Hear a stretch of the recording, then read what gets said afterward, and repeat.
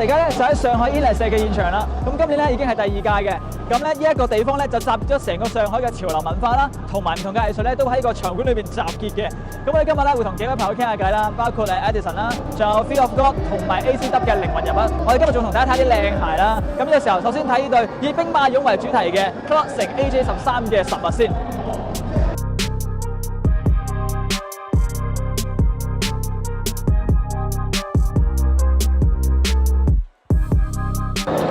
AJ13地筒是我最喜欢的一个 Jordan， 是因为我小时候打篮球应该是穿着那个13代的 low 天天打球，如果做得好，做完13也可以做1把，也可以做4把，所以我觉得有自己的态度放在我自己的作品是应该最好吧。去完西安，看完兵马俑，我觉得这些中国文化我会尽量去看。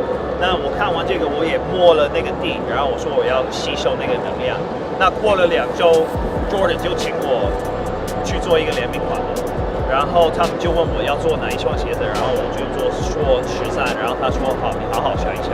然后我就看到那一块就很像他们的那个 armor， 然后我就开始想了，我觉得放兵马俑的故事在这双鞋子，它代表最近的想法，然后我最近吸收的一些文化嘛，然后也可以代表我们中国人的文化。然后他们说很特别，因为13代从来没有出现过那么这种的风格的鞋子，因为现在就我们越来越在世界的地位会越来越高了。跟 Jordan 跟 Nike 一起合作是一个世界可以看到的东西，所以刚开始蛮大的压力的。很多我美国的朋友，我跟他们说这双鞋子，然后他们说就告诉他，然后给他们看西安兵马俑的一些照片，然后他们就觉得非常好，所以就希望透过我的作品可以给一些年轻人的灵感，然后给他们自信去真正的做自己。其实今年我们 Innersect 是希望可以多一些我们的歌迷就参加 Innersect 的人可以有互动，所以在 Nike 的 booth 里面，你也可以设计自己的一个篮球衣在 MENTALK Toy 你也可以设计自己的 RBRICK 然后可以打篮球有可以剪头发就也可以买到 Off-White 的Air Force One 所以我觉得。像天堂吧。那明年我很期待去 NBA All-Star Game， 因为可能你会看到我打球，代表我们，所以我会加油的。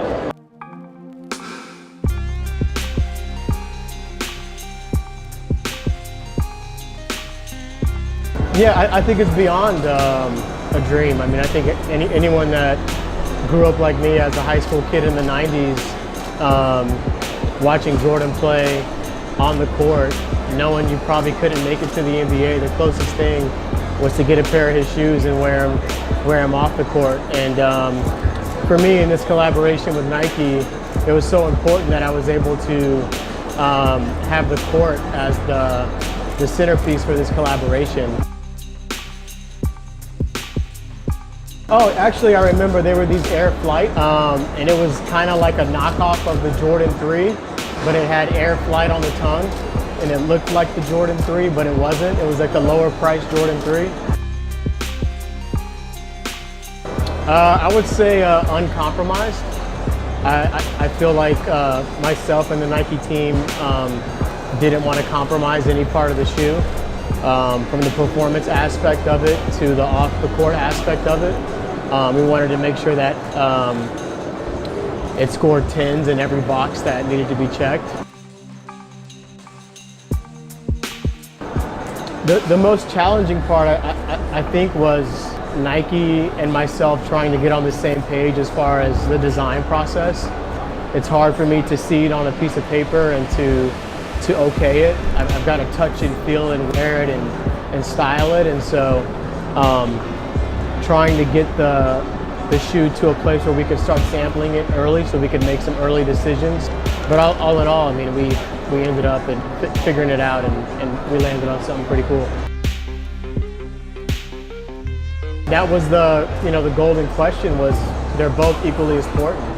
And so I think when you start to put one ahead of the other is when you fall into too much of a fashion shoe or you fall into too much of a performance shoe and you kind of miss the mark of what the proposition was promised to be.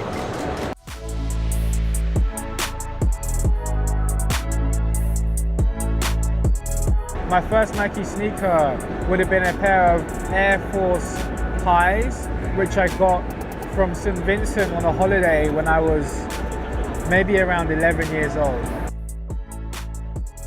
My next step for ACW is working on our direct-to-consumer e-commerce collections and runway collections. Alright. So with our e-commerce collections, we're selling off-calendar products that are exclusive. I'm also working on building our relationship with Nike further. We have some plans in the next few years, and we're also working with my team of building up our first mono store, which we're aiming to launch in the near future. It's like family. I mean, from the very beginning, my relationship with Nike, of course, started product-wise with the Air Force One, but I've been very grateful and thankful to be involved in like Nike product design for Stone Island and Kim Jones previously. And before starting even a working relationship with Nike, Nike's been so embedded in my childhood and upbringing from a cultural perspective that I think that there's two phases to the collaboration. The first is with the Vomero 5, and that phase and aspect of the collaboration really is about innovating and boundary pushing, taking the energy of a cold wall and looking at a shoe which has its entire engine on the outside of its silhouette and refining and tweaking and making something that is completely uncompromised.